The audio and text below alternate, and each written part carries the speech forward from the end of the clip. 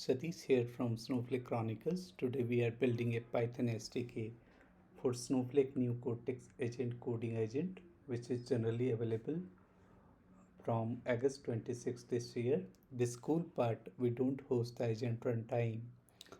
Snowflake manages the coding sandbox, tools and orchestration. Our app is just the client. In 10 minutes, I will show how I wrapped the API, handle SSE streaming and used it from both terminal and Streamlit.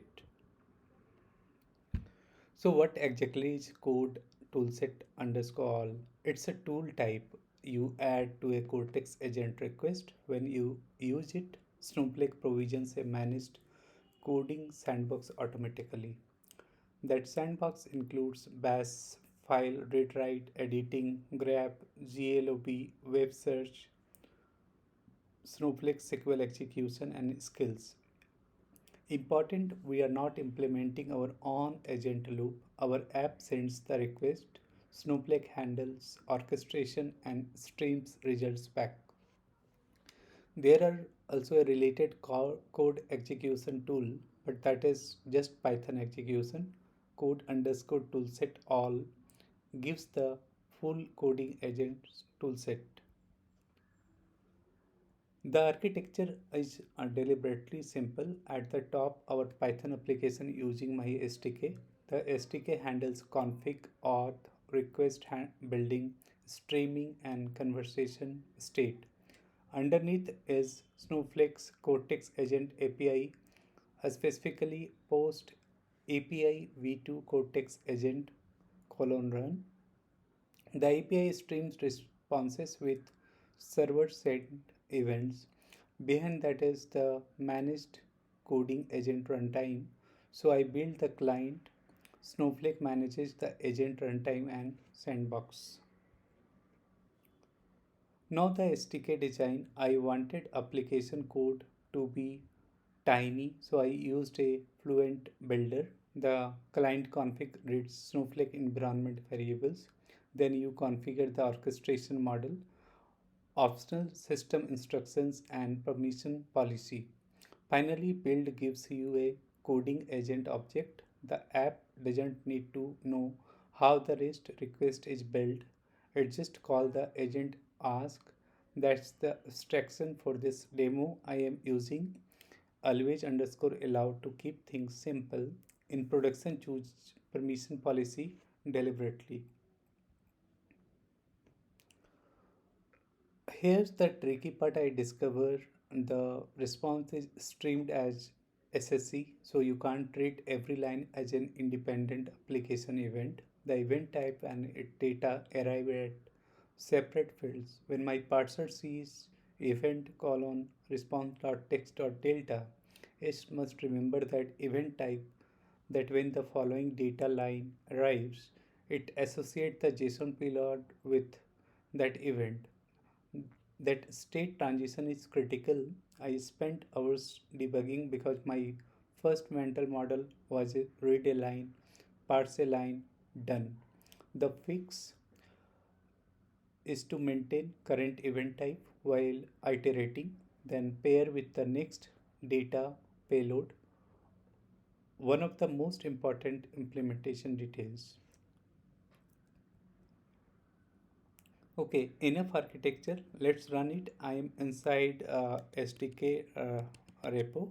Okay, if you see here with the virtual environment activated using Snowflake environment where for auth, so no credentials in code. I will run the quick start. The prompt run select current user and show the result. So if you see, it is saying user equal to Satish. Okay, so it is asking the coding agent to do it. The agent uses its Snowflake SQL capability inside the managed environment, and the result come back through the agent response. Then we go the result from select current user. That's the whole interaction. Natural language goes in, agent does the work.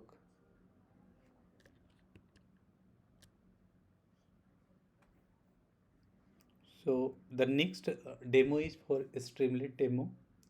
Now let's put the same SDK behind a UI. This is I'm going to a Streamlit app. Uh,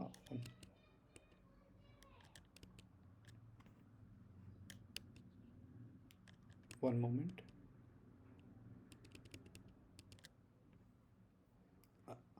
So the agent is cached as a Streamlit resource messages in session state.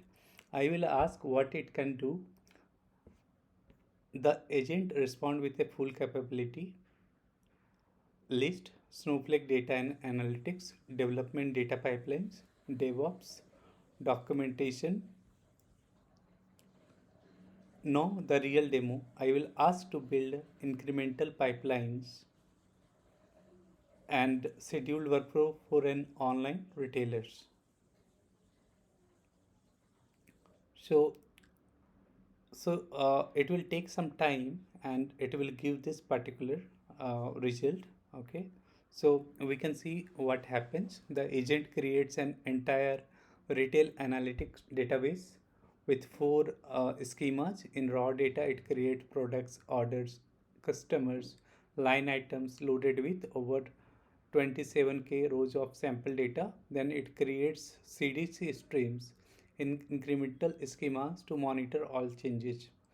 In analytics, it built 5 auto-refreshing dynamic tables, customer summary with 5-minute lag, daily order matrix at 10 minutes, order fulfillment at 15 minutes, products performance and category performance. Finally, in orchestration, it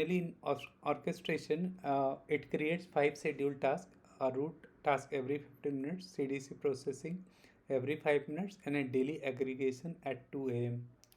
This is a complete product pipeline from a single natural language prompt. The agent handles SQL generation, execution, and verification.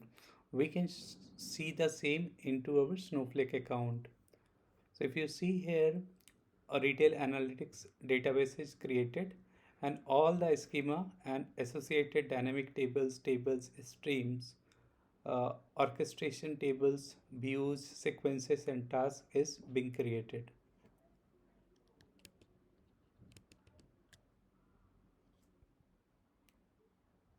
Okay, so we have discussed this what agent has created so far. So we have given the prompt. So now we are moving to the next slide.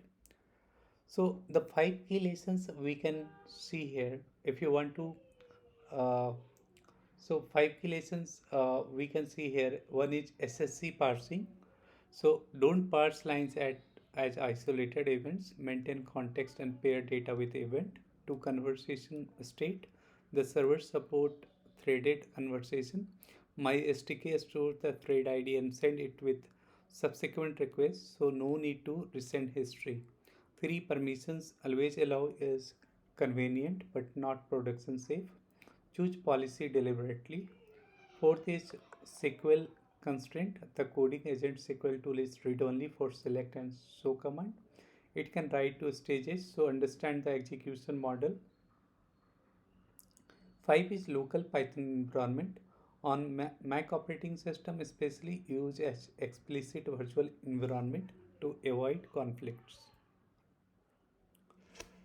So if you want to try this yourself, the SDK is on GitHub. The basic flow is just a few lines. Install the package, create the config, build the agent, and call ask. I've also included streaming support, auth helpers, workspaces, skills, retries, and Streamlit example in the repo. One more thing, I am a finalist for the Snowflake Community Awards in APJ for Open Source Impact. If my work has helped you, I would really appreciate your vote. Link is in the description. Thanks for watching, and I will see you in the next Snowflake Chronicles deep dive.